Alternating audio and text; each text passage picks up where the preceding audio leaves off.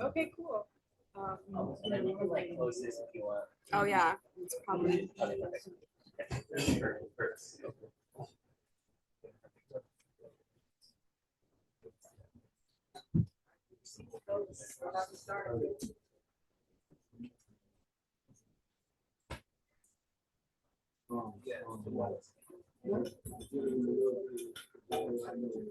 Oh.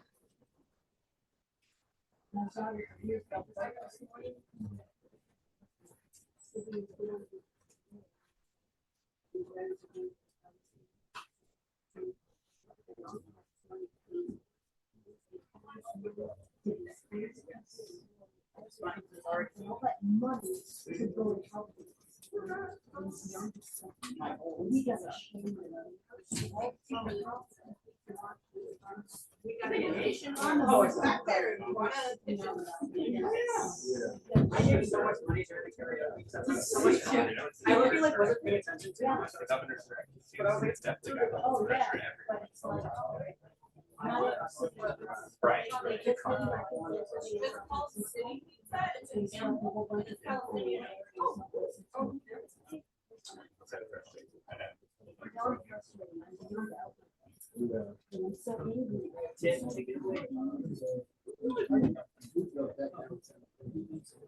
No, it's Columbus. Columbus Park is where the planes fly over, so it's on the corner of Coleman and Taylor. Oh my God, yeah. Oh my God.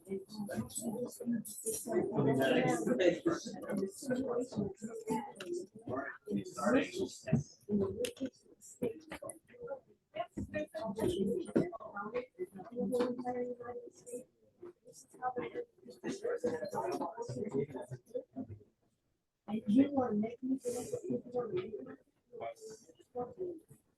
All right, we'll be starting. All right, how's everyone feel? Great. Woo! All right, yeah, we're here.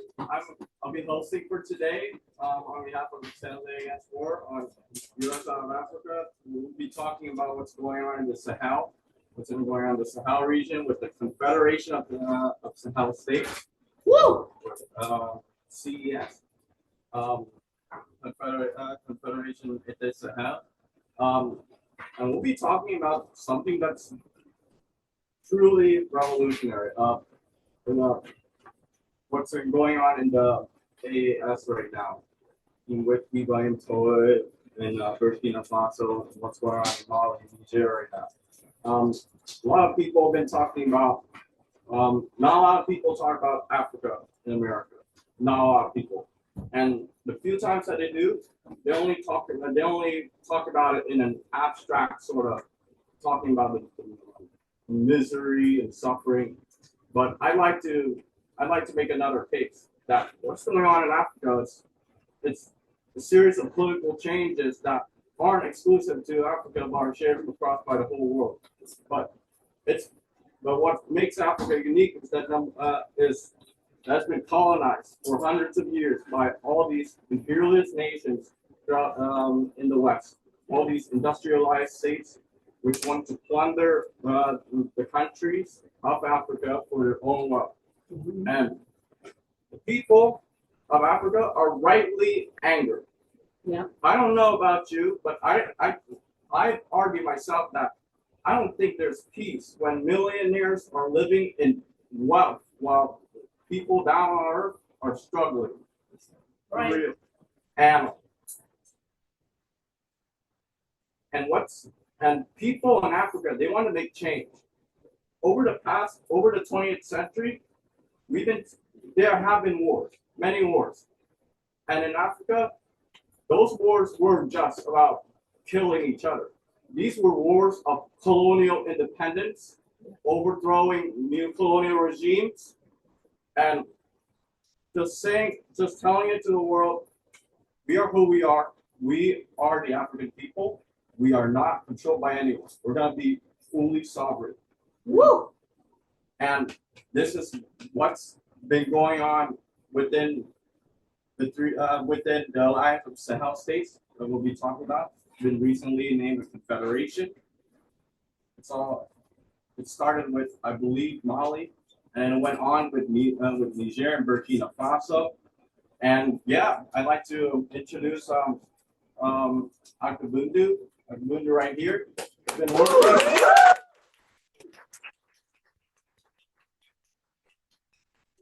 with all African People's Revolutionary Party since 1979.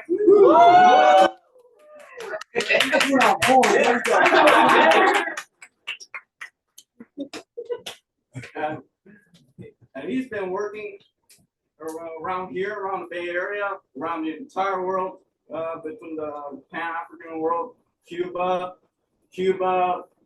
and Ghana. He's been with Kwame Ture, so with Carmichael, and we got Enam Richardson. She's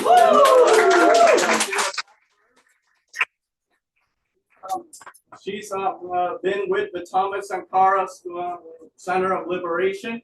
She's been on the ground. She's been on the ground, and she's been with Ibrahim Traore and all the progressive forces that have been taking place in the country. So, and she's also been working with Niger and across the Alliance of Sahel States. So, if there's anybody who knows what they're talking about, it's Enam.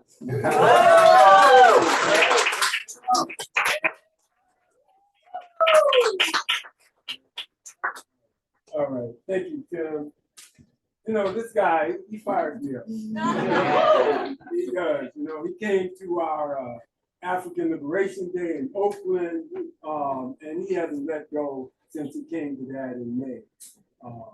He got my number and been conversing and called for this program on Sahel, on the AES. And I said, okay, yeah, let's do it. And we had no idea. Nam was back home in Niger and Burkina Faso at the time. I didn't know she was coming here. So we were just going to do what we normally do. We call it a film and dialogue series where we utilize one of her talks and generate some dialogue. And that's what we're here to do today. As Tim said, my name is Akabundu. I'm an organizer with the All African People's Revolutionary Party. I have been for a long time. I was reflecting on this center, how even as an undergrad, we used to work with the Peace Center. I think it was a committee against registration and the draft, you know, so, and that might be coming back with these imperialist dogs running around in everybody's yard. But, so I have some sentimental good vibe with this place. And for those who don't know, we're half a block down the street from San Jose State. So it's been there. So just a little background, you know, our party is we have an objective of Pan-Africanism. And what that means for us is we seek to unify the entire African continent under one unified socialist government. And, you know, sometimes people try to say, well, Africa's not a country. You say it's going to compete on this world stage in the face of a China with 1.5 billion, in the face of the European Union, in the face of a Russia. Africa, with its 1.5 billion people, needs to be united and strong so that it can stand and defend itself and defend its people, which are scattered throughout the world. Right. And this is not a new objective. You know, these comrades I have on my shirt, Dr. Kwame Nkrumah, Kwame Ture, and Ahmed Sekou Toure stood firm in that development of that objective over decades. And so, you know, my generation is so happy to be connecting with the generation that Nam and some of the youth represent, because Africa, if I'm not mistaken, is like 60% youth under what, 25, or maybe it's under 30 now. That's a lot of young people, and they're mad, as Tim was saying. They are not going to stand for the oppression and exploitation. They're not going to stand for the shortcomings that the decolonization left us with. That's right. The addition of neo-colonialism or some of the other reactionary instances that have happened. They're continuing to fight.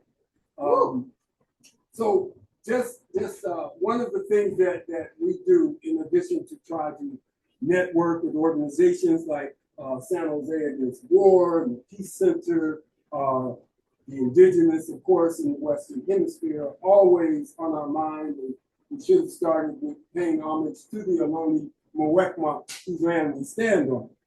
We do appreciate them for allowing us to be here. We respect people's land because we want our land to be respected. One of the challenges that we face as an African people in particular, and it's kind of tied to what Tim was saying, is that the capitalists and imperialists do not want us to reconnect with Africa. They don't want us to be aware of Africa's wealth. They don't want us to organize to defend the rights of African people, right? And so, and just recognizing this is the 100th anniversary of Frantz Fanon's birth. Woo! One of my favorite quotes is each generation must define its path, basically. Must come to understand history and either defend it or betray it. And that betrayal, interestingly enough, can be an unconscious betrayal. You know, just because you don't know, you only get to do that one time, as Bob Marley says, you know. But once we present it to you, once you hear about it, once you see it, it's your responsibility then to develop deeper and deeper understanding of what's going on in the world.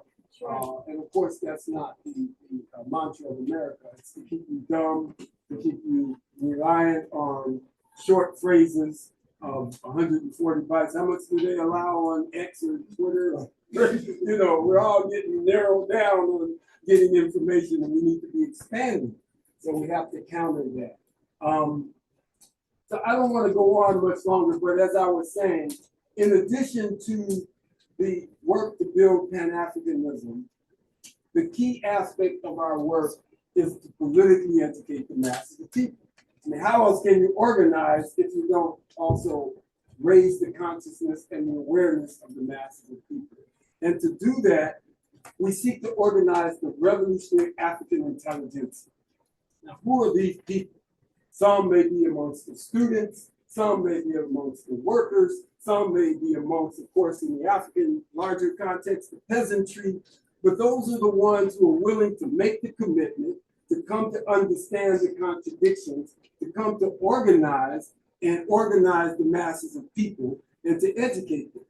The revolutionary intelligentsia, that's who we want. That's what we are developing. And along the path, we come across and identify key individuals. And I'm proud tonight, happy tonight, that our sister Nan Richardson is here. And we met, I don't know, 5 years ago or something of that nature. We were doing a program in the library. Kenny Nam walked in and said, "Oh, hey, I met some of your folks in Ghana, and they told me about y'all here, and I just happened to see your flyer of this program." And we might have lost contact a little bit after that, but I'm so proud of her trajectory within the African Revolution. She wasn't waiting on us. She was looking for us and has made such a great contribution, I think, to our development, particularly when we talk about this organization, One Unified Socialist Africa. Let me remind you, for us, Africa is primary. Now, that doesn't mean we don't step over the immigration issues here. We don't ignore the prison industrial complex. We definitely know about the industrial police intelligence complex because we're at the top of the list, most likely, you know, somewhere on that list, you know. And so that's clear. But Africa's primary for us. And to have a comrade like Inam to go home and do the work that she's going to share with us today is a victory. Woo! And to be a woman and to be a young person, all these things are like the mantra, the criteria that lets us have a gauge of how the African Revolution is moving. Woo! So I have some of her biography here. Oh, no. A little bit of it. Other than what I just rambled on about, let me just share maybe a little bit more organized component. And you can find this because she's part of our, what we call our Cultural Workers Bureau, which is a speakers bureau for our party. And of course, Inam is one of those comrades that we want to share. So as an organizer with the All African People's Revolutionary Party and the All African Women's Revolutionary Union, which is our women's wing in our party, as well as a co-founder of the Thomas Sankara Center for Liberation and Unity in Ouagadougou, Burkina Faso. And it's there, there's more, but I want to just hand over the mic to you and them now and let you share some information with us. So thank you again for being here. We appreciate it.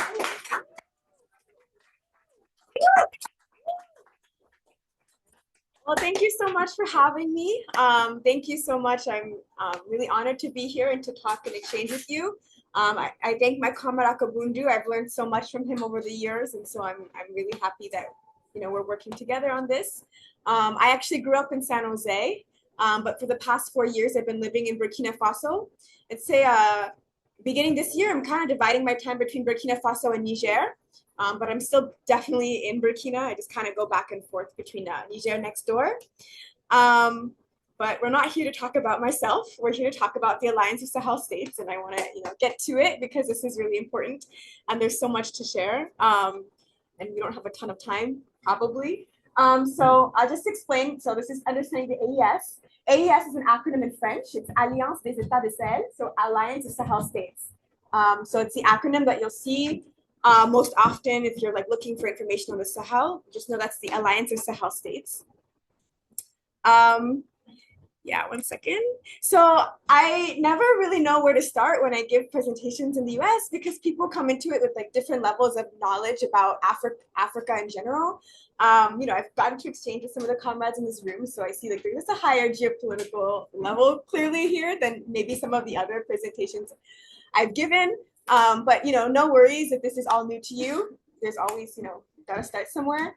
I'm just curious if any of you have heard of the Sahel before, have a general sense of what the term Sahel means. Yes, kind of. I'll explain it anyways. So the Sahel is a strip of land that stretches across Africa that's right below the Sahara Desert. So all this above, for the most part, is the Sahara Desert. And then this is this semi-arid, pretty deserty region, but not Sahara Desert level. And these are the countries that are in it. So Senegal, Mauritania, Mali, Burkina Faso, Niger, the very north of Nigeria, Chad, Sudan, and Eritrea. But I would say, even though the Sahel is definitely a geographical term and a geographical region, it is increasingly becoming sort of also a cultural sort of identity and a cultural term as well, especially in the West African side. So the countries that constitute the Sahel in West Africa share a lot of features in common. Prior to European colonialism, this was a part of Africa that had larger sort of centralized kingdoms that existed in the area. This is also an area that has a lot of Islamic influence, so it's a majority Muslim region of the world. And most of the Sahel was colonized by the French. So these are some of the influences that they all share, the struggle against French colonialism, this Islamic influence, and then also having these larger state formations historically. So there's a lot to get into, and I want to talk about what's happening right now, but I have to give some context and talk just a little bit about the Sahel's history. I imagine that if people here do have some familiarity with Pan-Africanism at all, you might have heard of Thomas Sankara, who the Thomas Sankara Center is named after. Was really the foremost Pan-Africanist of his time in the 1980s. It was a period of time when the Pan-African struggle was kind of, things are rougher. It was more of the rise of the neoliberal era, and the revolutions of the 60s were, in Africa was struggling or defeated, but Sankara was at the forefront of pushing forward and continuing the revolutionary struggle in the region at the time. I think what's less known is the revolutionary histories of Mali and Niger, which are also part of the Alliance of Sahel States. And so even though our center is named after Thomas Sankara, because he's a little bit more well-known and because I think it'd be easier to find more information on him, I want to talk about the other two countries a little bit more here to give you some context as to why all three countries have this radical, this revolutionary current and what's shaping them. So this man right here is Modibo Keita. He was the first president of Mali, and much like his close comrades Kwame Nkrumah and Ahmed Sekou Toure, who are on Kamara Kabundu's shirt. He was a revolutionary Pan-Africanist and a socialist leader. And he worked tirelessly to unify Africa. Like I mentioned, he was working very closely with Kwame Nkrumah and Ahmed Sekou Toure to the extent that they signed an agreement called the Union of African States to basically build like a socialist unified nation. There's so much that I could share about him. It's hard to even know how to put it all into like concise words. But I'll say that he really shaped the trajectory of Mali's national identity as well. You know, socialist transformation, the creation of so many different enterprises, industrializing what was a exploited colonial economy, forging links across the continent, defending national liberation struggles. Algeria, honestly, you know, the Algerian liberation struggle depended heavily on Mali's support. It's a bordering country, and so Modibo Keita allowed Mali to be a base for the Algerians during the revolution. If you were interested, I recently produced a documentary with African Stream about Modibo Keita. I would love to share that with you afterwards, but I'm trying to get his history more well known in the English-speaking countries because unfortunately there's very little information in English. And then I want to touch also on Niger's revolutionary history as well.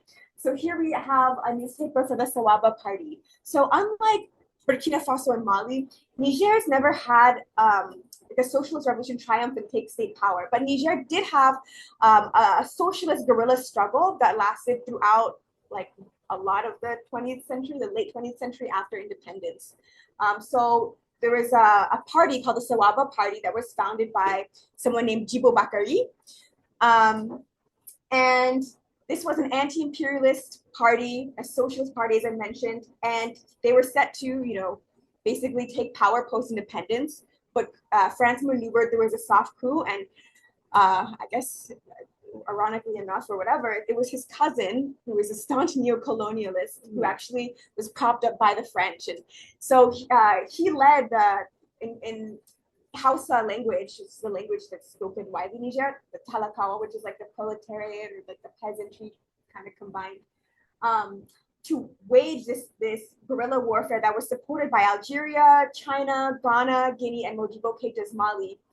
And yeah, they didn't unfortunately succeed, but the legacy is very, very strong. Actually, one of the foremost leaders, Abdoulaye Mamani, had close ties to the Black Panther Party. So there's a lot of historical connections even with this part of the world. And yeah, Thomas Sankara, I'll touch on him a little bit, but yeah, there's so much to say that it's hard to summarize all of this. But you know, he came to power in '83. He was only around for 4 years before he was overthrown in '87. But I think what's most important to understand if we're going to talk about Burkina Faso of today is that Burkina Faso's national identity was basically transformed and really born during that 1983 to 1987 revolution. So before, the country was called Upper Volta, which, you know, it's like the Portuguese just kind of named the river Volta, and it doesn't mean anything to anybody. And Thomas Sankara transformed the name of the country to the land of upright people, or the land of people with integrity, which is a set of revolutionary principles. And so, you know, beyond just changing the name of the country, you know, which is symbolic but still important, this was a time where workers and farmers took power over the state, and they waged and organized various campaigns across the country. So there was a mass literacy campaign, a mass public health campaign. You know, there was a period of about 2 weeks where 2 million children were vaccinated from meningitis, measles, and yellow fever just during that short period. It was heavily inspired by the Cuban Revolution, which will actually probably come up later in the presentation if we have time and get to it, hopefully. Yeah, there's so much I could talk about, you know, in regards to that. But, you know, this is the 80s. So just, you know, keeping in mind that so many people who, you know, are around right now in Burkina Faso experienced that. You know, some of our comrades in the Thomas Sankara Center grew up during this time period, and they were part of like a young pioneer program that was, you know, created and founded by Sankara. So this is really, really seeped into the identity of the country. And it was a revolution that was really focused on self-determination, food sovereignty, you know, challenging imperialism. You'll see some of these things happening today. So yeah, I'll keep going because there's a lot. So thank you. Now I have to pivot, unfortunately, and go in the other direction and talk about, just the staunch neocolonialism that more recently has just dominated in the region. And to give some context also with like Sankara being the last socialist leader, he was assassinated in 1987. Blaise Compaoré, who was found guilty recently, a couple years ago, for his assassination, ruled over the country for 27 years. Modibo Keïta, who I mentioned earlier, was overthrown in a coup. And a lot of the gains of the revolution were reversed also after the coup. So you'll see this obviously like throughout Africa. So yeah, there's this long neo-colonial period that followed both of their revolutions, and and unfortunately it's like the dominant sort of force in Africa in general up until recently, or still is outside of these few states. So, okay, this is the CFA franc. So this is a currency that's used currently in 14 countries in Africa. Technically, there's a 15th if you count Comoros. They use the Comorian franc, which is a different name, but it functions the same way. And the way that this works is any country that uses this currency has to hold 50% of their national reserves in the French treasury in Paris.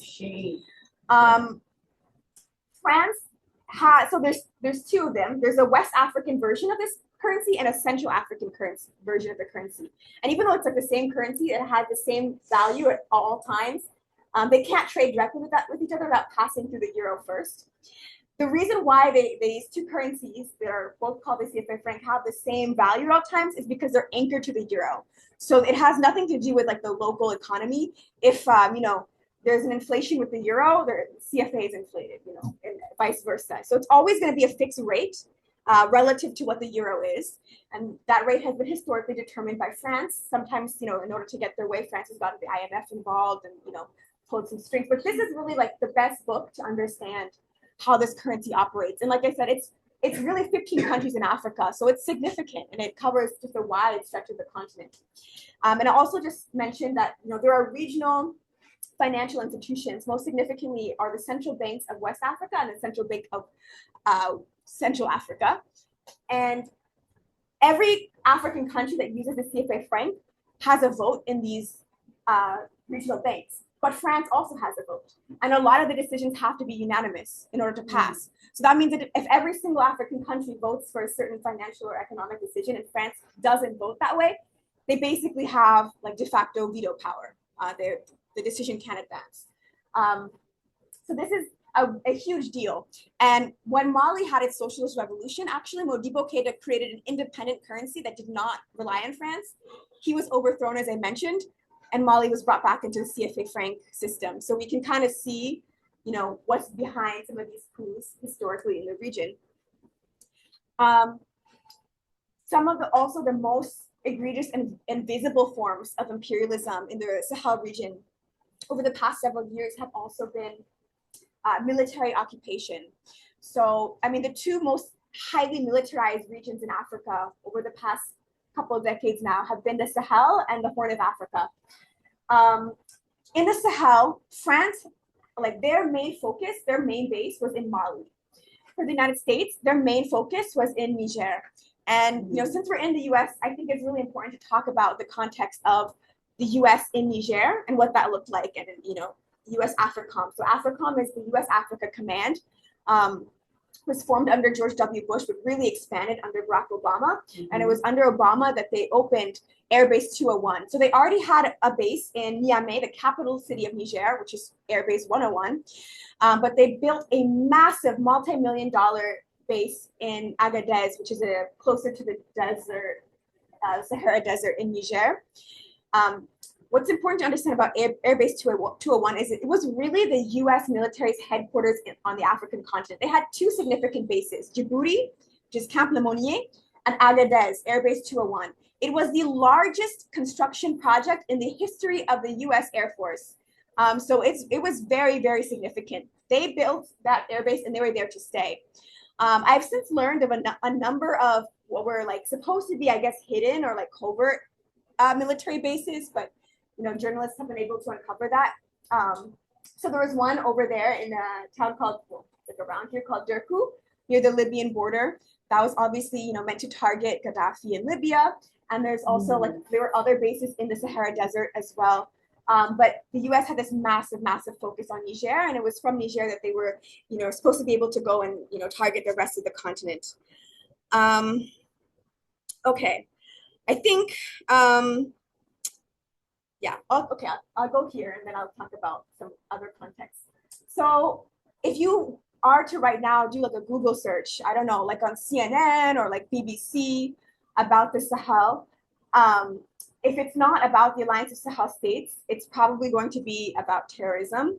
The U.S. has been in a so-called war against terrorism for like what 24 years now, and it's interesting when you really look at the timeline for the war on terror, because when the war on terror was declared in 2001, terrorism was virtually like non-existent on the African continent.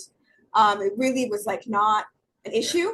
And if you look, up until recently, I mean, things are kind of changing geopolitically in the world. But if you look at like 2024, 2023, the world epicenter of terrorist attacks has been the Sahel. Burkina Faso was ranked as the #1 country, attacked by terrorists in 2024 and in 2023. And Mali was like the #2. And if you look at also like there's a journalist named Nick Turse, he did research into just like calculating some of the offshoot of terrorism since the war on terror was declared. And he found that actually on the African continent, there has been a 100,000% increase on terrorist attacks since the war on terror began. So it was something that was virtually like a non-issue that's now like, totally engulfed, unfortunately, this region, as well as, other parts of Africa. But really the Sahel has been like the epicenter. Burkina Faso did not have a single terrorist attack in its recorded history until 2015. And now, like I said, the past, several years, it's been #1 in the world in terms of terrorist attacks. Something incredible happened. I'm kind of bouncing around, but I assume we're here because we all know that, the trajectory is changing in these countries. We know that, the Alliance of Sahel States exists. So just to fast forward a little bit, in 2022, something that was, for people on the continent really like earth-shattering was, for the first time, now that Mali had this revolutionary government, we heard an African leader step forward in front of the UN General Assembly and say that France was illegally violating Mali's airspace to provide intelligence and arms to the terrorist groups that they claimed to fight against. And Mali insisted that they had proof that they wanted to present to the UN Security Council. Well, who's a member state of the UN Security Council, France is. So, it's not, the avenue didn't quite work. But it was a big deal to hear an African leader proclaim that. Now we hear this like every week, and the Alliance of Sahel States, but there's a very broad, general consensus across the AES region that these aren't just like random terrorist groups. These are, Western-backed proxy groups. And so I think it's more helpful that we think of these terrorists more like the Contras, in Nicaragua, the death squads that the U.S. backed in El Salvador, this kind of, they did this in Angola, with UNITA, they did this in Mozambique with Renamo. So, this is kind of the context that the Sahel is in. And then I also want to point out here that 2 Ukrainian officials themselves came forward to publicly proclaim their support for the terrorists in the past years. So that was in 2024. It was first a Ukrainian spokesperson for their defense ministry who came forward on the national television of Ukraine and said basically that, this is after a slaughter of Malian soldiers by these terrorists in northern Mali. He came forward and basically said that, we are supporting these terrorists. And more information is going to come about this in the future, and yeah, pretty explicitly. And then the Ukrainian ambassador to Senegal that same week posted on Facebook celebrating the terrorist attack that killed Malian soldiers in northern Mali. So Ukraine, I guess, they weren't hiding or whatever. So if you actually go through, sorry if this is going to hurt anybody, but I think it's important that we understand, for real, what's happening. This is a mural in Bobo-Dioulasso, Burkina Faso's second biggest city. And I think this really represents how people see this so-called war on terror. You know, this is the French flag, the U.S. flag, and Ukraine. Okay, I want to touch on this before I get into like what's actually happening and like the emergence of the AES, because I didn't touch on like why, but I imagine or assume a lot of you know that Africa has a lot of natural resources. And so I think it's really important to highlight that Burkina Faso and Mali are Africa's leading gold producers. Burkina Faso is probably like number 4 in Africa, and Mali is like number 3 in terms of gold. Niger has some of the world's largest uranium deposits, and up until very recently, the European Union has relied heavily on Niger's uranium for its own energy supply. Unfortunately, if you look at like World Bank statistics, or if you go there and kind of like travel around with your eyes, you'll see like I think statistically it's like 97% of the country, both Burkina Faso and Niger, does not have access to any electricity. So like I don't mean like the power is cutting. I mean like they don't have access to electricity at all. So you can see like imperialism just being like, it's super visible in the region. It's super stark, and people gain a lot of consciousness in terms of like their exploitation, and tied to also this revolutionary history I mentioned earlier. So the first coup that led to the Alliance of Sahel States happened in Mali in 2021. And I want to emphasize this was a long time in the making, because for several years before the coup happened, there was this like emerging, budding anti-imperialist movement that kept growing. First, it was targeting the CFA franc currency that I mentioned earlier, and then it really turned like staunchly against the military base. And the military operation that was called Barkhane, which was like this whole, it was Mali based, but like this whole Sahel region targeted by France. And so the people of Mali were fed up, and there was this mass uprising. I mean, these are thousands and thousands and thousands of people in the capital around the Independence Square, calling for the president to be overthrown, but also calling for France to get out, for them closer to the French military bases. I mean, they were burning the French flags. They were burning pictures of Emmanuel Macron, president of France. They were, and so this brought to power Assimi Goïta, and he began to lead the country in another direction, which I'll get into. Then there was a coup in 2022 in Burkina Faso. This was interesting because I was there during the coup time, and I moved to Burkina Faso around this time, actually a little bit before, and at the time it was like everybody was focused on Mali right next door, because it was like, oh my gosh, like Mali is like breaking the chains, like and everybody wanted like, we want like Assimi Goïta here, in Burkina. It was like everywhere you go, people were talking about, French imperialism, talking about, when are we going to follow Mali's path? And there was finally a coup in 2022, and people were very excited. I was skeptical a little bit at first. I was like, let's wait and see. But things took a very, very positive turn when we saw that, just like Mali next door, France was given the boot, and then they started to align geopolitically in sort of their in their positions. And then finally, the latest revolutionary coup was in Niger, 2023. At this point, it was like when you were in the Sahel in the 2023 before the coup, it's like everybody was waiting for Niger. I mean, it was so funny. It was like there was a lot of like false flag alerts. Like you'd go on social media. I'm not on TikTok anymore, but I had it briefly, and you'd like see these like false like Niger coup, and it wasn't real. But everybody was like waiting for Niger to have a coup at this point, because the two other countries had one, and it was like a natural thing. And it happened, and it was an explosion. I mean, Niger was like fired up. There's so many things like I don't have in the presentation, but I'll touch on them. The 3 Alliance of Sahel States countries were previously part of a bloc in the region called the Economic Community of West African States, ECOWAS. And, I think ECOWAS, people will argue to what extent it was ever really like Pan-African. Some will say that it was at the beginning because it's supposed to facilitate people-to-people movements and stuff, but it never really had like a strong anti-imperialist orientation from the beginning. And if you look at like the context now, I mean, it was in these past years, it's just been totally dominated by neocolonialism, like, very pro-West, leaders that have nothing to do with the interests of their people. And so ECOWAS actually sanctioned Mali first for a time period.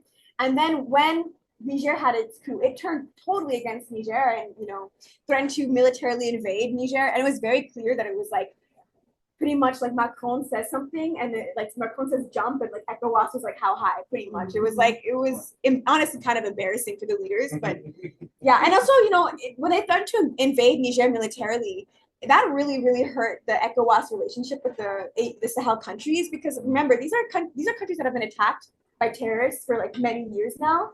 And it's like ECOWAS was just kind of there. And then all of a sudden there's a coup, and now you have like a military that's ready and like, we have it at the border of Nigeria, like ready to invade. Like, where were you the whole time when there were the terrorist attacks? So it really hurt, that relationship. And then, the Alliance of Sahel States has left ECOWAS. Okay, so I want to get into like, what is the AES? What are they doing? What defines this bloc? So I already mentioned Mali was the first country in the Sahel to expel the French troops in the 21st century, kicking them out in 2022. When Mali had its socialist revolution back in the 60s, it kicked out the French. It expelled the French military. French military has been interested in Mali particularly for just a long time. It's a strategic area. The French military came back to Mali for the first time around 2012. There's so much to get into. I'm kind of bouncing around, but I also want to mention in 2012, you have to remember, so this is like following the NATO invasion of Libya. So, Libya borders the Sahel states, particularly Niger, it borders Niger. And so when Gaddafi's overthrown in Libya, that, creates just chaos throughout the Sahel. And that's also a major reason why the area becomes engulfed in terrorism. Muammar Gaddafi is no longer there, so there's nobody there like guarding the state's weapons supply or like their stash of weapons for defense. It's like a free-for-all, and so people get their hands on these weapons and start bringing them into the Sahel, and so it just destroys like pretty much the region. And then France immediately kind of comes into Mali, and then like I mentioned, since that time it's just gotten worse and worse and worse. Like the French presence in Niger, in Niger and in Mali and the whole region, but in Mali in this case, like just, there's nothing to show in terms of like any concrete improvements, just an escalation of violence. And so Mali was the first to expel the French, and then Burkina Faso expelled the French military in 2023. And so did Niger, but I also want to mention something that's really important. Niger is the first African country to expel AFRICOM, the U.S. Africa Command. So the first African country to expel the U.S. military forces in recent times. So Eritrea is the one African country that never signed an agreement with AFRICOM to begin with, the only one. Egypt is under a different command, like CENTCOM, but they're still heavily, involved in the U.S. military.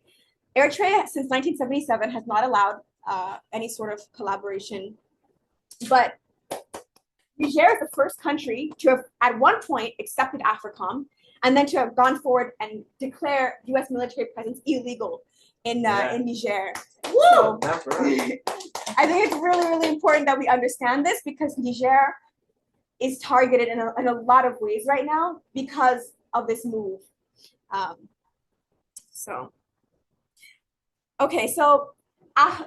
There's so much. So after the three coups happened. So after actually the second coup happened, once Burkina Faso was following in Mali's footsteps, there is this huge like Pan-African movement and struggle that emerges to unify the two countries. One of the most incredible things was when people walked on foot from the capital of Bamako, capital of Mali, Bamako, to the capital of Burkina Faso, Ouagadougou, calling for the two countries to unify. This was before Niger had the coup. I can't remember how many, like, they use kilometers, but like, I don't know, like 800 something kilometers. I don't remember, but very far. In any case, a long walk. Probably like, I don't know, walking to like New Mexico or something. I don't know.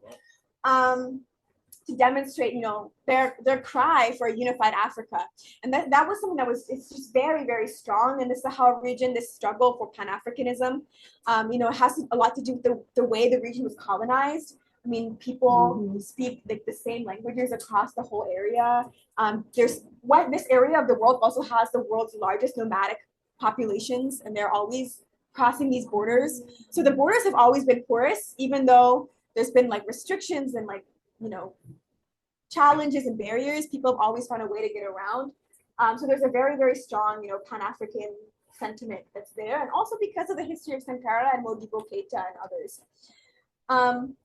So the people first called for the Alliance of Sahel States. The people were really crying for Mali and Burkina to unify. And then when Niger, you know, had its coup, it was like, you know, it was a massive outpouring. And so the leaders did listen to the people. It started first as a defense agreement called the Liptako-Gourma Defense Agreement. The Liptako-Gourma is like this region here. There's the 3 countries share one border. And so like that area is called Liptako-Gourma. And they signed a defense agreement basically saying that, you know, touch one, touch all, like any attack against any one of these countries will be taken as an attack against all 3. And then in July of last year, the 3 countries became the Confederation of the Alliance of Sahel States with the goal of becoming a federation. And I think that's really, that goal of becoming a federation is so important to you know, highlight, because that's where the struggle's at. Like that's the next phase, and that's where, you know, the Pan-Africanists and the anti-imperialists, the revolutionaries, like that's where, you know, now we have the responsibility of pushing in that direction. So a confederation is good, you know, if you don't know the difference, a confederation is like an alliance of different states. You know, ECOWAS is a confederation, a neo-colonial one. You know, there's revolutionary confederations like ALBA. It's like a block of countries that collaborate. But a federation, you know, is a federal government. You know, the United States is a federation, as is Brazil and Russia. You know, they have internal states, but they have a federal government, and so that's what the people are pushing for. And I want to also say, when they did create the Confederation of the Alliance of Sahel States, the president of Mali, who was the first president of the AES Confederation, did state explicitly that the Confederation is a step towards creating this federation. So the goal really is to destroy the colonial borders. That's really what the people are fighting for.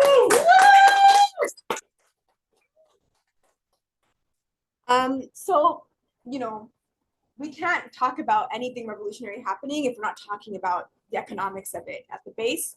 And so we have to, you know, really touch on the core of what's going to transform the people's lives and livelihoods and conditions. And, you know, in the case of these countries, these have been, like all of Africa, extractive economies based off of either, you know, raw materials or precious minerals for the longest time. And so we are now seeing a context where for the first time in a long time, Burkina Faso is nationalizing many of its gold reserves. President Ibrahim Traoré has basically come out and said that he intends to nationalize other gold mines, but, you know, we've already seen that happen in several cases. Niger is nationalizing its uranium deposits. And Mali is battling and has been battling these largely like Anglo-Canadian, sometimes Australian mining companies that exploit its gold. A lot of them are not operational in Mali anymore. Mali's seized gold from them, basically shut down their capacity to ship outside of the country, shut down their offices. And all 3 countries adopted a new mining code, basically saying that like any foreign entity that's mining here, like you have to pay very, very high taxes. And, you know, we're also intending to nationalize large portions of the sector. So, woo! Wow, it's a clap for that. Industrialization. So I think, you know, these are things that we kind of take for granted here. Like, I don't know, I grew up here. The US is pretty industrialized, but, you know, in a context like Burkina Faso, Mali, and Niger, I mean, this is a really, really big deal. And like I mentioned, these are countries where the vast majority of the population does not have access to electricity. And so if we're going to talk about, you know, creating technology, creating jobs, I mean, we have to have, you know, this goal of industrializing the economy. And so these are some of the projects that are happening right now. Both Burkina Faso and Mali are working with Russia to create nuclear power plants in their countries. This is a really big deal because I mentioned Niger has some of the world's largest uranium deposits. And that's, you know, nuclear energy is something that's been advancing a lot in the EU. but it's like Niger's uranium is making that advance. And then, like I mentioned, people don't have access to electricity. There was like this one report that talked about how at several moments in history, like the Eiffel Tower at nighttime has relied on Niger's uranium supply for its electricity. So like the symbol of France is literally lit up by Niger, a country where like 97% of people don't have any electricity. Africa's largest solar power field is being built right now in Mali. So this is, it's massive transformation. Gold refineries are being built in Burkina Faso and Mali, the two large gold producing countries I mentioned.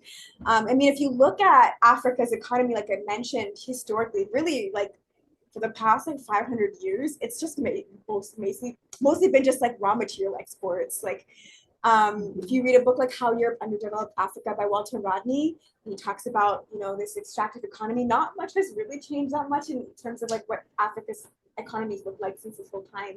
And that's because, every time there's an attempt to industrialize, the West cracks down really hard. So like I mentioned, Modibo Keita of Mali, that leader, he created all these factories, and then he was overthrown. You saw the same thing in Ghana with Kwame Nkrumah.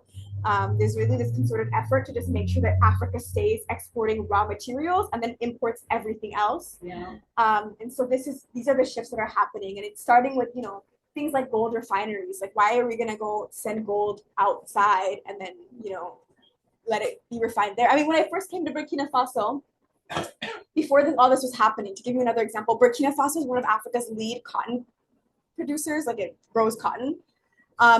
It's, I don't know, a lot of cotton. Like, I can't give a statistic right now, but it's like top, I don't know, 5 or something probably in Africa.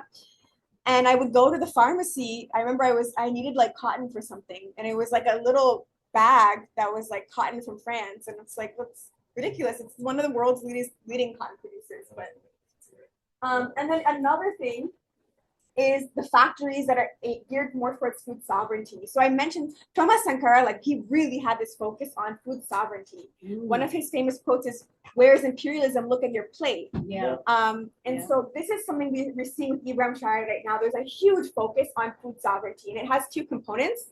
It's this agricultural, major focus on the agricultural sector, and there's massive distribution of farming technology and resources, tractors, seeds, fertilizers, a bunch of equipment that I know the names of in French, but it's not coming to me right now in English, but like a lot of tech use for agriculture that's being given to farmers across the country.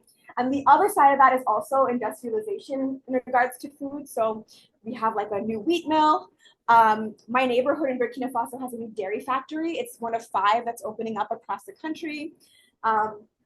There's a lot of focus on cashew because Burkina Faso grows cashews. And so the government has basically said, we're not exporting like cashews raw anymore. Like, why not use them? I don't know, we can export them once they're grilled or turned into some sort of butter or something, like, but just stop giving them away to be sold, in the EU or whatever. So there's a lot of focus on food sovereignty. And I think what's really important to touch on here is that, I think what's really significant is that when you look at a lot of development in Africa, it tends to be really concentrated on in the capital. And I really like what's happening in Burkina Faso in particular because it's so spread out. It's like, I mentioned there's a dairy factory that was just open in my neighborhood in the capital, but it's like one of 5. And like the other ones are happening in like different villages and towns that are smaller. So it's really like spread out industrialization. So to talk also about the Alliance of Sahel States sort of geopolitical alignments. I don't know, maybe this is where we get controversial. I don't know where the room is at with this, but it's okay. We'll talk about it. This is one of the defining characteristics of the AES, and one of the things that also signaled to the people of the region, that things are really shifting. Particularly when these AES countries ended a lot of different forms of collaboration with countries in the NATO bloc, and kind of started to move towards collaborating more so with like Russia, but also countries like Iran, countries like China, Venezuela, and Cuba. So these are like major shifts in terms of just breaking the chains of just this NATO group that's been on the region, staying in the region for a long time. And so right now the AES partners more so with Russia for security as well as for technology. I know some people have like worries or concerns about like, what does that mean in terms of the sovereignty of these countries? But I also want to just highlight, when you think about what Western collaboration looks like versus what we're currently seeing, you know, when you work with like a Western country and you sign an agreement with them, historically, you know, in Africa's case, but in much of the world's case, if you break that agreement, I mean, that's like a target on your back.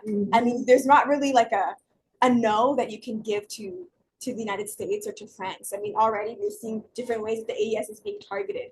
You know, there's not a right of refusal in terms of these forms of collaboration because they come with a form of sabotage. I've already mentioned that the CFA franc is controlled by France. You know, and France controls the economies of these countries very directly. You know, Russia doesn't really have that baggage when it is dealing with these African countries. It doesn't have, you know, it doesn't come with like those conditions. And so, you know, some people will, you know, argue with me that like, okay, but Russia has its own interests and Russia wants Africa's resources. And like, sure, a lot of countries around the world want Africa's resources. And I want African people to control their resources.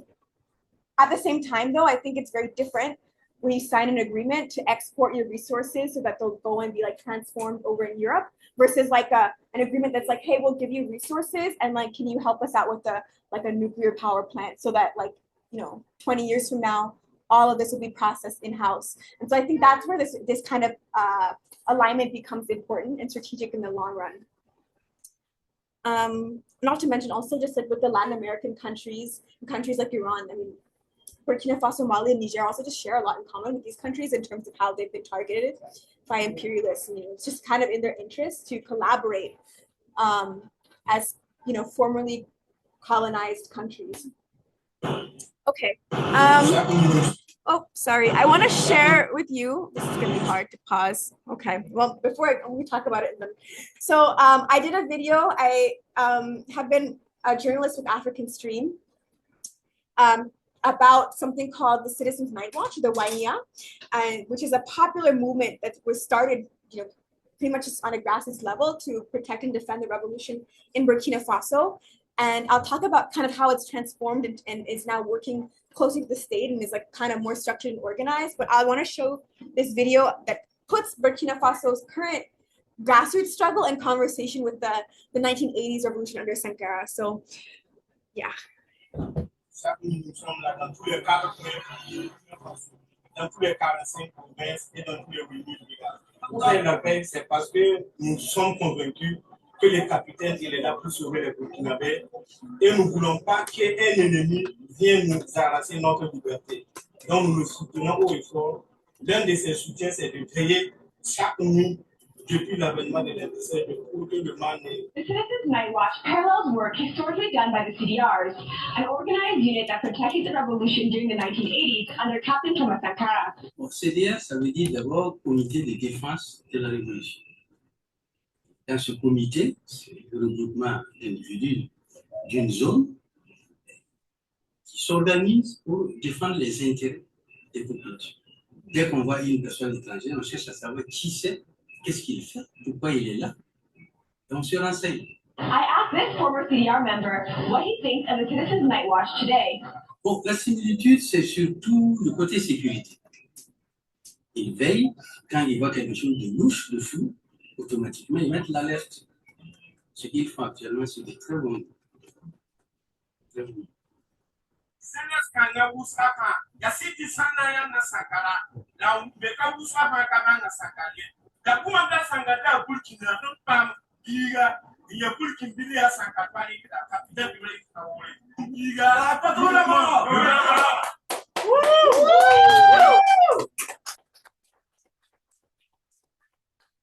Well, you can see there's like this continuity.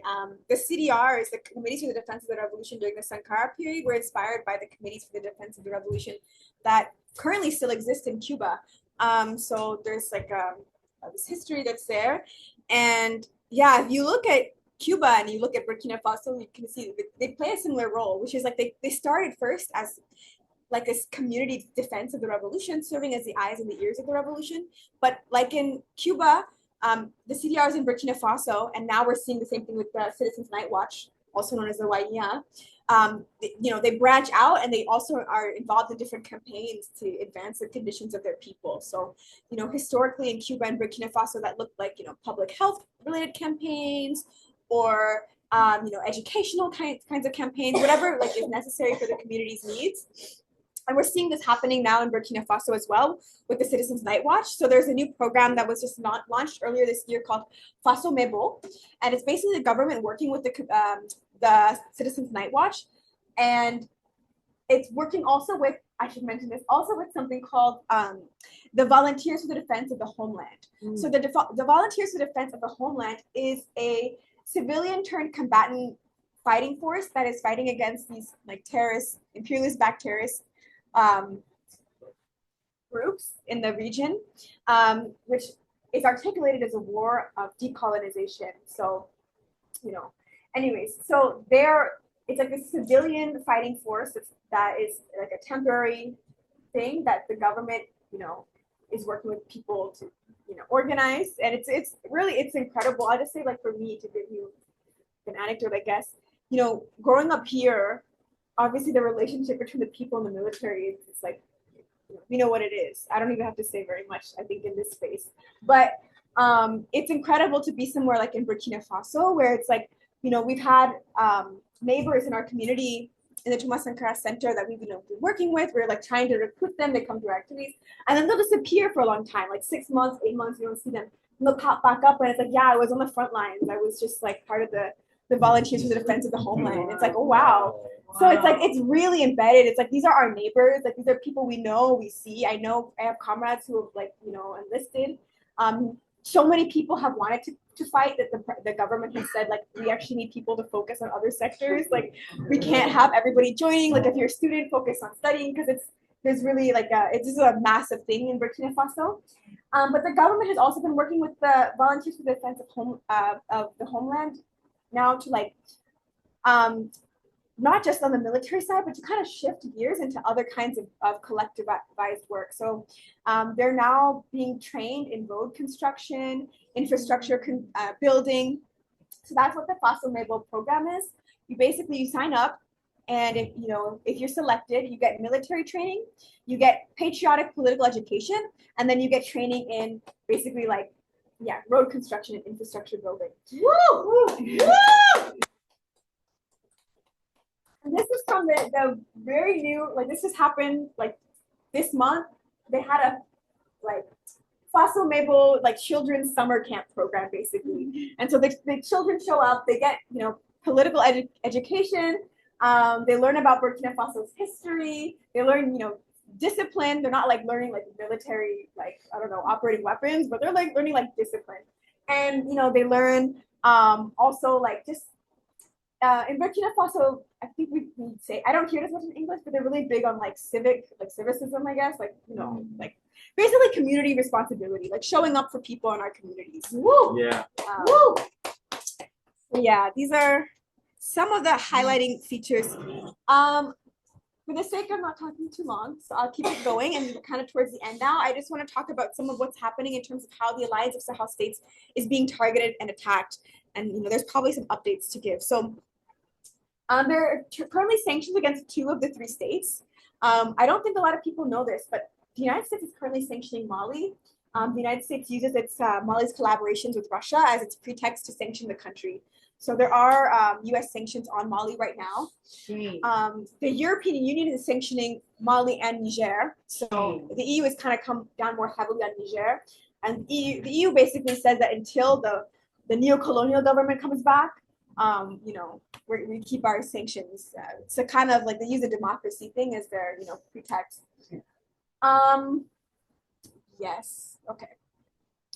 The propaganda war is just like enormous. I mean, there's a lot. It's really bad. I mean, if you look at like Human Rights Watch, Amnesty International, BBC, Al Jazeera, France 24. Unfortunately, yeah, I know. Sometimes, Al Jazeera, I'll just say, like, in my opinion, they're great when it comes to some things on like Palestine. But if you look at how they cover Venezuela, they're very anti-Venezuela. If you look at how they cover, Nicaragua, same thing, Cuba. So, and unfortunately, it's the same thing with the Alliance of Sahel States. They've come down really hard against these 3 countries. It's surreal because you hear about, the media lies, it's not telling you hear these things, but it's like, it's really different when you're in a country and you're like there. and then the media is like reporting things, and it's like, but I'm like there, like it's not. So to give you an example, there was a Human Rights Watch report that came out last year saying that Burkina Faso's military was going around like slaughtering civilians, so just like killing civilians, and no, it's not. But also, I just want to like to give you, you know, an example. Like I haven't, you know, I've been around Burkina Faso. Like I'm not just in the capital. I've traveled, you know, the length of the country. Especially last year, it was like I took like 6 or 7, you know, cross country trips all over. And not only is like there are no sort of uprising saying that, you know, the Burkina Faso's military is killing civilians, but when Human Rights Watch published that report, there was actually a mass protest against Human Rights Watch in front of the U.S. Embassy, saying that, you know, the people came around and they said, we burned the French embassy to the ground. We will burn the U.S. Embassy because we know that we know they're putting forward these reports. Like we know that you're responsible for what Human Rights Watch is putting out right now. Right. Don't believe this propaganda. Okay, sorry. We're towards the end though. No, don't. You're doing great. You're doing great. So I mean, this is like, I just think it's so important because you know, it's bad now. It's gonna get so much worse. Yeah. You know, I mean, prepare. They're trying to do like this ethnic conflict thing. I'm there. I am telling you, like these are things like the media is taking whatever it can and running with it. There's not like ethnic issues or conflicts. Like I don't know. I've been to most countries in West Africa. I've been to more than half of the states, and I can say I've never seen a region with as much sort of harmony and like a strong national identity as I see in Burkina Faso, Mali, and Niger. Like this is not an issue, but they're trying to make it one, which is just dangerous territory. So, you know, be wary of this propaganda. And then there's been so many coup and destabilization attempts. I mean, this is something that's happening nonstop in Burkina Faso. There's been about 7 that are confirmed officially by the leadership of the country in terms of, you know, unfoiling attempts to overthrow President Ibrahim Traoré. I think the countries are targeted in somewhat different ways. So in Burkina, it's been a lot of like coup attempt types of targeting, destabilization plots, versus like Mali, it's been like an economic crackdown with the sanctions. And Niger, it's kind of both. What's happening in Niger, unfortunately, is, you know, there's a lot of there's like a growth in terms of a lot of like terrorist attacks recently, which is really hard because it's something that's like designed to hurt people's morale. And I want to give context because if you look at, you know, some of the media reports, they'll tell you that since these 3 countries figured out the French and the US, things have gotten worse. That's not true. I mean, when I was first in Burkina Faso, like when I first moved out there and when I visited even like a couple of years before, you could not travel by road between Burkina Faso and Mali. It was like a death sentence. People were no longer doing it. And that's like a historical where people were traveling, you know, for thousands of years and people were like, don't go by the border. We've sent our comrades in the Thomas Sankara Center by road to Mali like multiple times in the last year. The zone is totally clear. They, you know, they've liberated that region of the country. There's been a lot of progress. Mali's the stranglehold of these, you know, imperialist-backed terrorist groups in Mali was a region called Kidal. I mean, for the longest time, the Malian army could not even get in there. It's been liberated, you know. So there is incredible progress. But unfortunately, what seems to be happening is these groups are now really targeting Niger, which actually was the country that had the least amount of attacks, and now it's really escalating. And you know, in my analysis, I believe it's really strongly because of the way that Niger came for the U.S. military in particular. I think it's, I don't know. This is me saying like I think that, you know, there's an attempt to teach this country a lesson, and so it's being hit very hard. And so the other thing I'll say, the last thing is that there are neighboring countries, unfortunately, in West Africa that are being used as these like proxy states to target Burkina Faso, Mali, Niger in particular. Cote d'Ivoire or Ivory Coast, Benin, and then Nigeria have been like the main countries that have been set against the Alliance of Sahel States.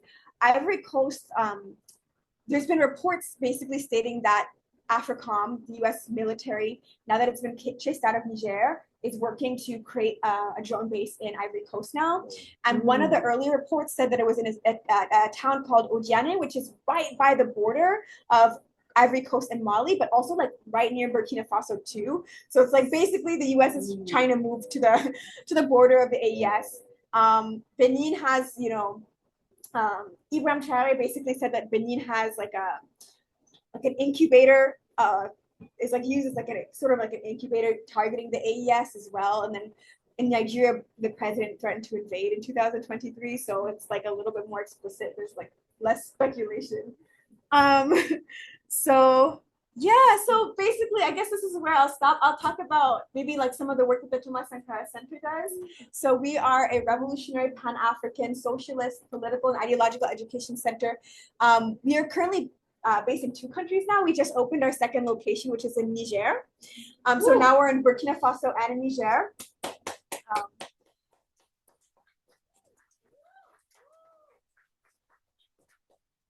I noticed that you have a lot of amazing revolutionary books, a very robust library here, which is very important. This is, you know, a necessity for political education.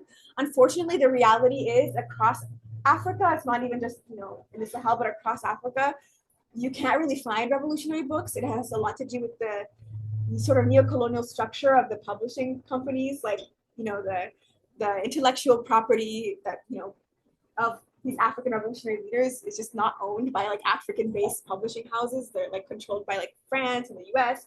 And so you can't walk into like any bookstore basically in Burkina Faso, Mali, Niger, or elsewhere, honestly, in the region and like say, oh, I want to get like a book by Kwame Nkrumah or Amilcar Cabral or Thomas Sankara.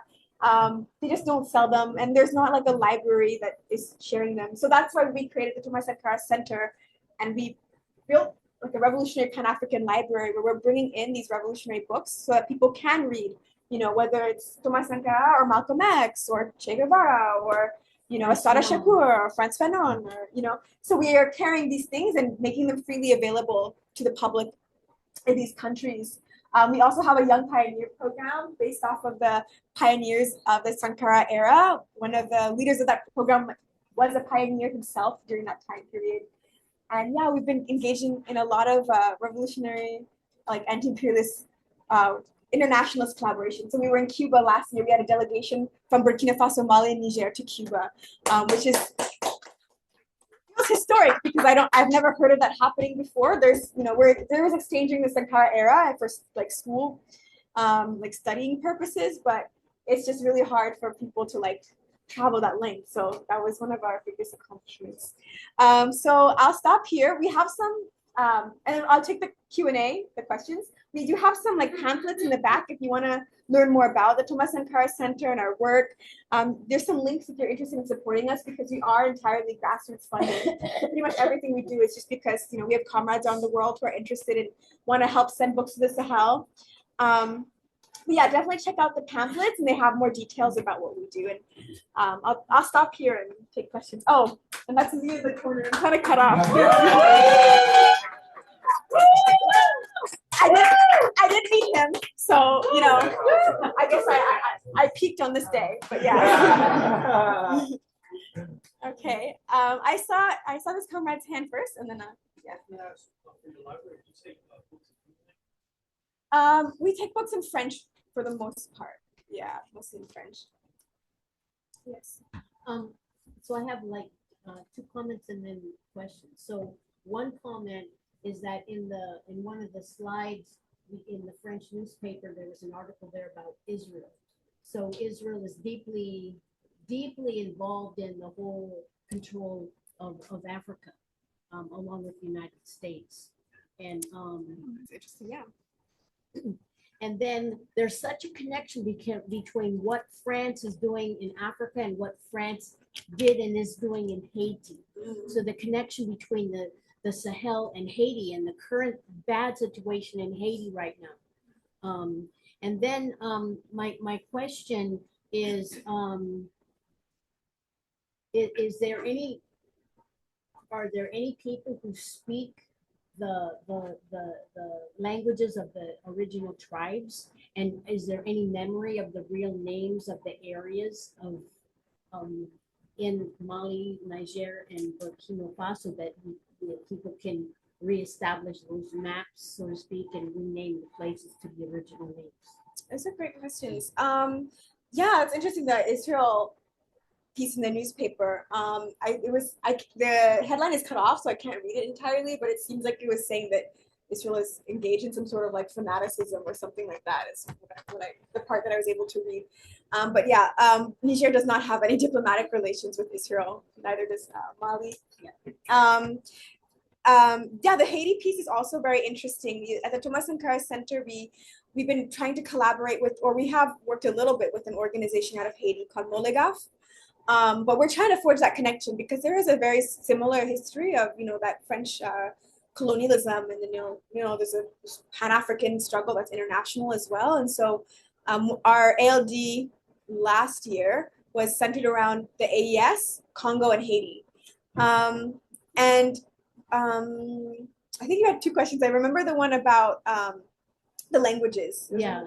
Well, are there people who still speak their languages and not just French? Yeah, but the majority of people speak African languages. So like actually a minority of people speak French. In the video I showed, the person at the beginning, he spoke French, and then at the end he spoke a language called More, which is the most common language in Burkina Faso.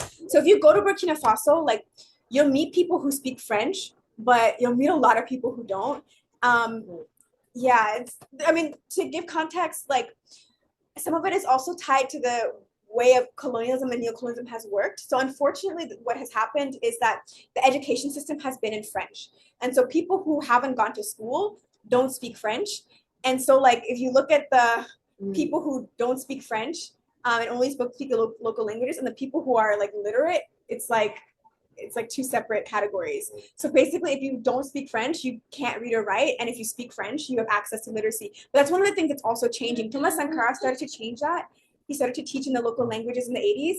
And that's something that's really happening again, especially in Mali. Mali's really put a lot of effort. But I also, last comment, because I see a lot of hands or some hands, but Burkina Faso, Mali, and Niger changed their official languages. So French is no longer the official languages of these countries.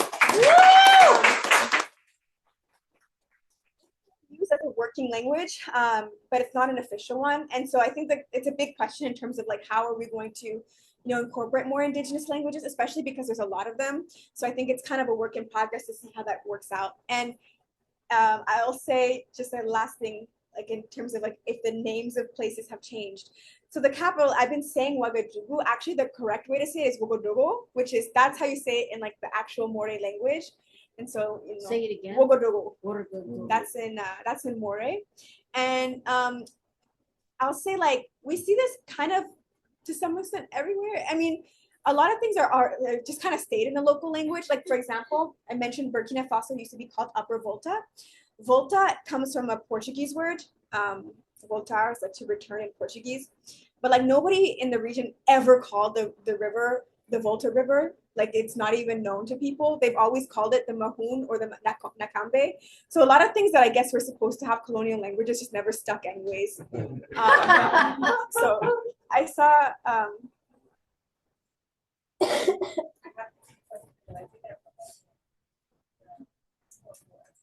What are the chances that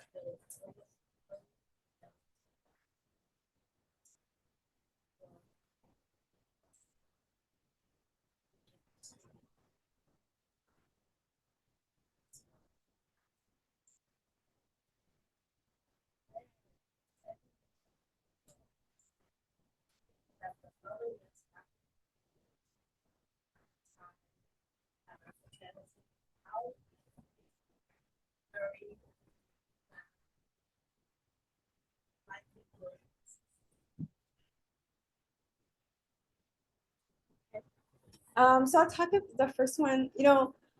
I don't think I can like predict like the likelihood that the revolutions will be reversed necessarily. Like I don't have like a percentage or statistic in terms of the likelihood, but I will say that, I think if we have a strong international movement in defense of the Alliance of Sahel States, that's going to make it harder.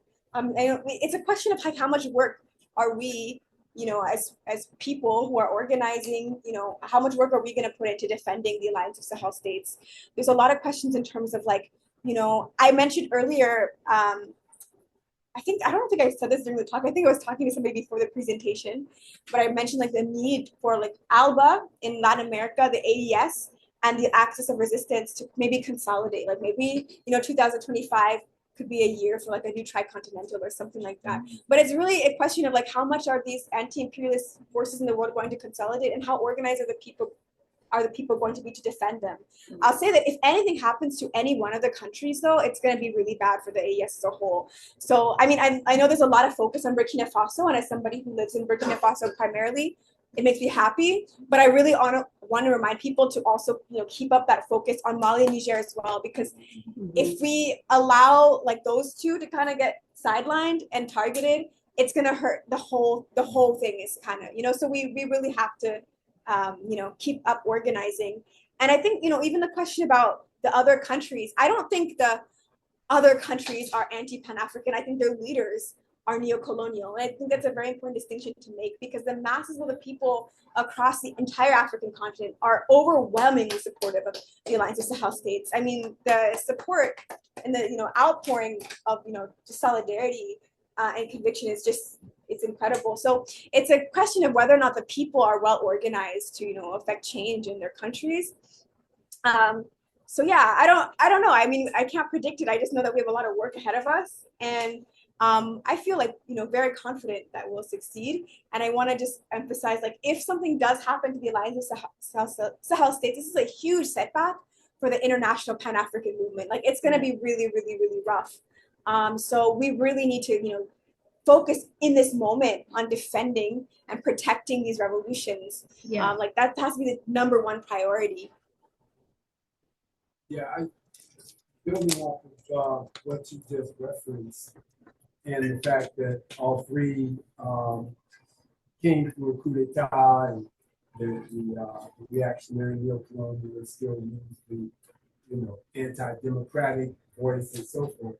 But what are the plans within the alliance of developing and bringing back a democratic, if you will, process? Or what has been the development? Particularly, as you mentioned, also the education of the masses. Yeah. Okay.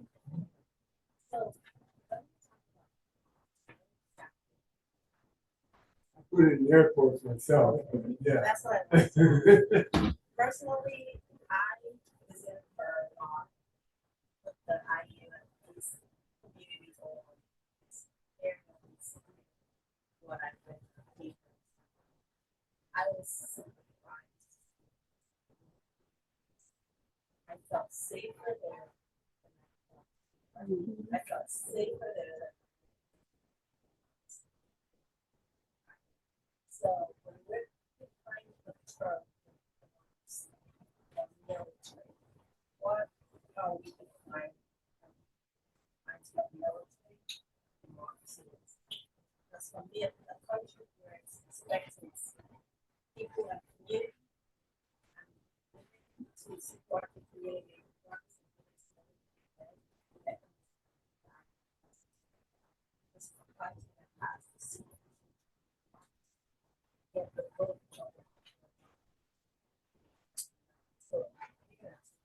Yeah, no, I would just add to that, and the Nam and I both being named correctly, and that's Nam's mother. Oh. She has been there, and she is refined in her questions and her concern, obviously. Oh, you remember all of that.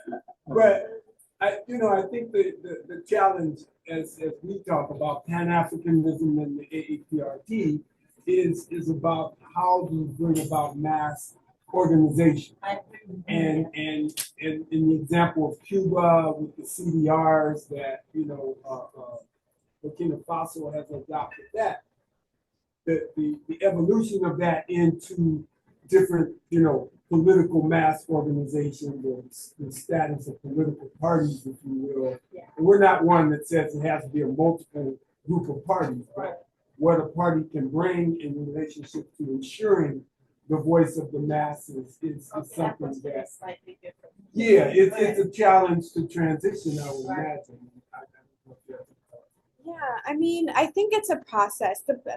I think, like was pointed out, the vast majority of people in the Alliance of Sahel States would characterize what's happening as democratic. And that was one of my favorite projects I worked on with African Stream, where I went across Burkina Faso, Mali, and Niger, and I just asked people, what is democracy, and is your country democratic? I thought, I wish I could share that video, but honestly, the responses, it's like, was talking to people off the street, and it's like, wow, this is, very advanced. People are very sharp. So, people would argue that what's happening is a democratic process. The I would also say that, the countries are no longer transitions. There was a process that brought together different forces in the country to recognize these as like presidents of the country. So there's no longer like when you have a coup, it's framed as like a transition period. The countries no longer have a transition period. These leaders have terms. And I was there in Burkina Faso during that process, and I left Niger before the process was completed, but I had many comrades who are part of that process. So these are aspects of like a democratic process that happened. Now, in terms of like having a mass countrywide vote, I mean, people are not favorable towards that for a number of reasons. For one, I mean, as I mentioned, a lot of the country's still under like attack. There's zones that you still unfortunately cannot get into. You can't really hold. I mean, unless the government's going to come out and say like these regions just don't count, which I don't think is like it's a hard position to take. Like we're not voting if you live in like these zones. Unfortunately, there's still places where you just can't get into. So the governments have said like our number one priority right now is security. We're focused on security, and then like when that is resolved, we can figure out like in terms of do we need to have elections and what that will look like, and but right now it's not popular. Like the call for elections is especially because of the way like some media like France 24 is kind of weaponizing the call for elections. If you talk to people about it, it's like we don't need elections. Like it's not appropriate for this specific context of like the crisis that we're facing. So yeah, I think organizations happening in terms of like the people on a different level right now, especially with the Fossil Mabel program, the Citizens Night Watch, and the Volunteers for the Defense of the Homeland. And I think also there's questions in terms of like what is the AES going to look like as a right now it's 3 countries, and the goal is that it becomes 1 country. And I feel like for me, it's like my role in the Thomas Sankara Center, it's like we have to do that push because they said federation. So, that was their promise. And so we have to like hold them to their word there. And so there's also a lot of questions in terms of like what would that look like and what process that will look like and how long the confederation thing will be dragged on, because it's easy to get lost in that phase. Okay.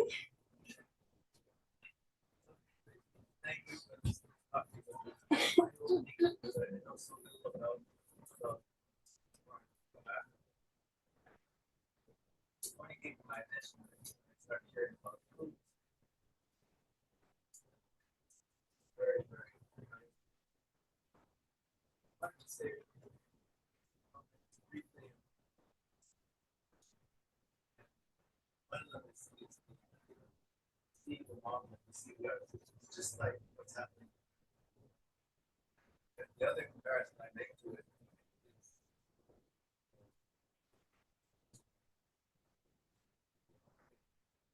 North Korea. So when North Korea troops military exercise, they're basically they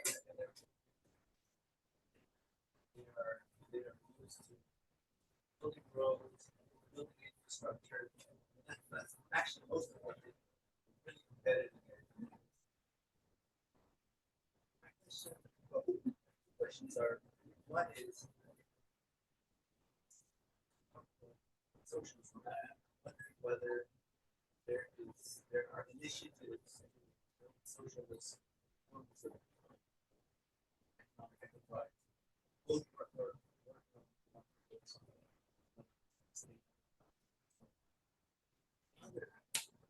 is that just like the Arab Spring revolution, Egypt spread throughout the country, don't connect to each other. So I imagine that the former French colonies of Africa, a certain common connection, same the common Russian. So this these coups inspiring under former French colonies to form their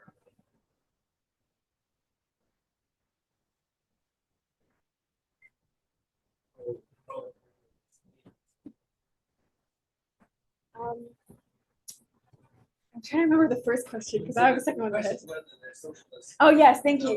Yeah. So I mean, so President Imam Traore has basically said that he is Sankarist and he's modeling, after Thomas Sankara. But the term socialism hasn't been used explicitly. But what I will say is there's a lot of things that are happening that are like socialistic. So the majority of, or actually like, I want to say all, but like all the factories I mentioned. I mean, these are state-owned factories. So the dairy factories, the meat mills, all of these things, these are all belonging to the state. The state has also nationalized multiple like factories and businesses. And in terms of like worker-owned, there's a program called like Accionaria Popular, which I guess is like popular investment, but in practice it's more of like a cooperative form of economics where the community is controlling a lot of these enterprises and initiatives collectively.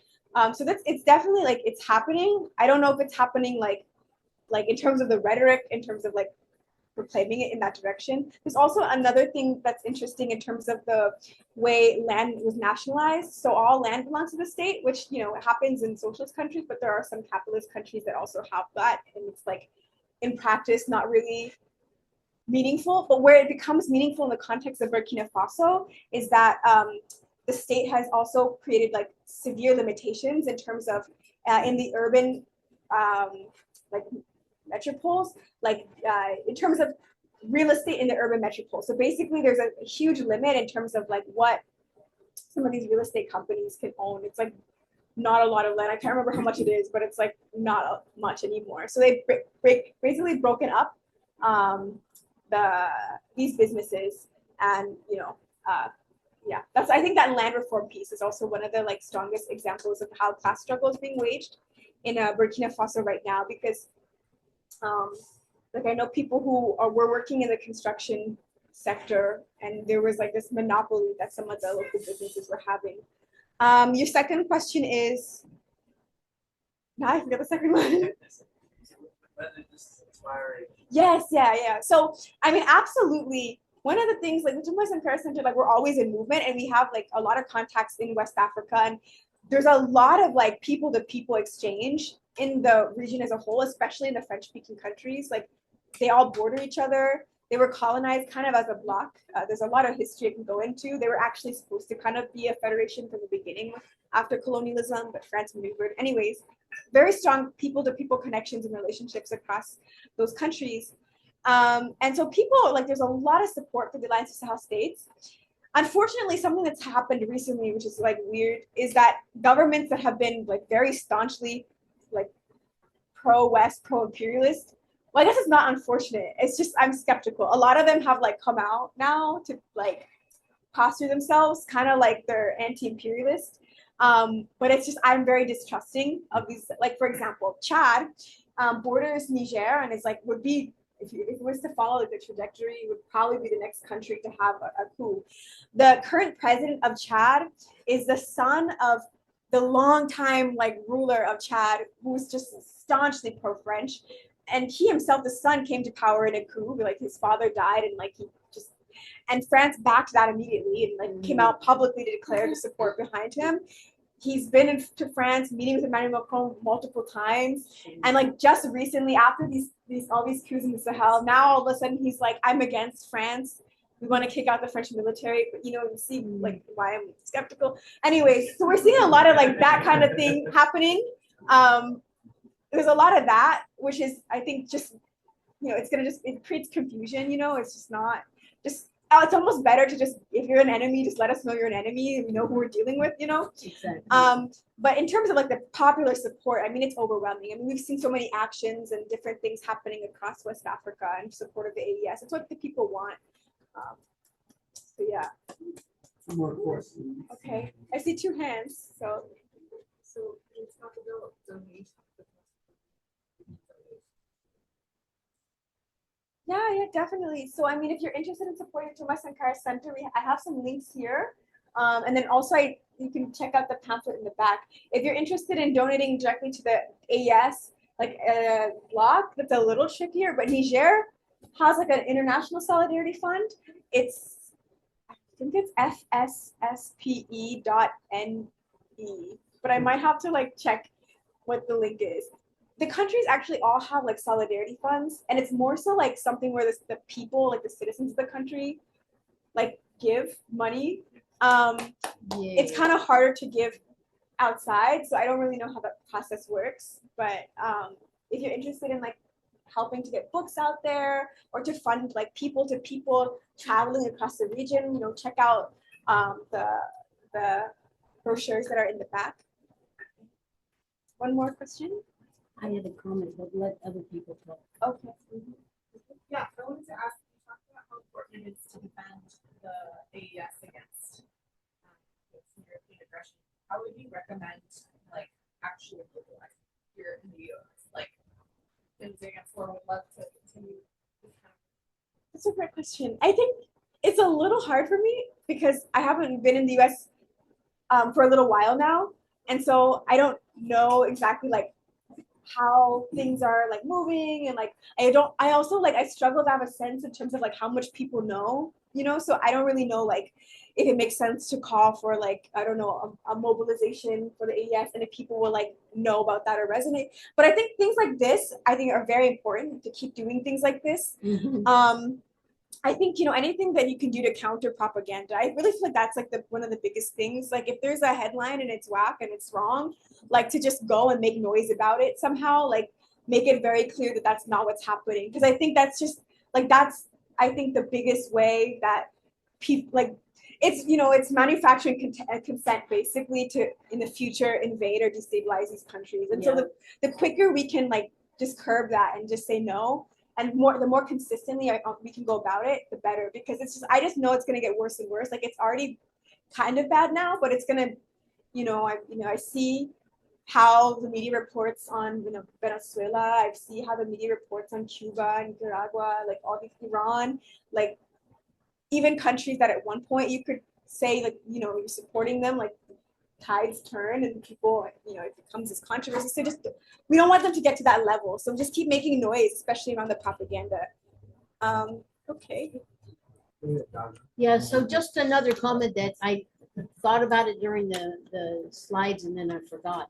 So I was listening to KPFA the other day, and Niger has been producing the uranium ore for a long time.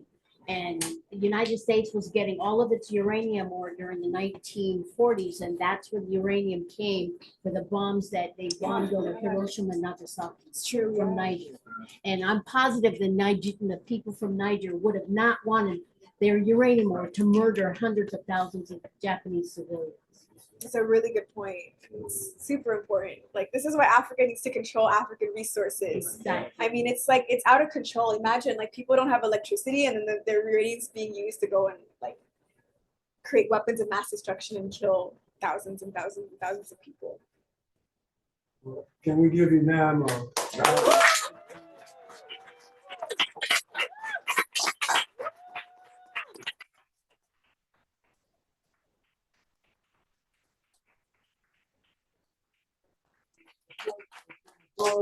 coming from Cara Center, and thank you so much. I mean, just really enlightening and fires me up to keep learning and keep studying and keep organizing. So again, thank you to San Jose Against War and the Peace Center.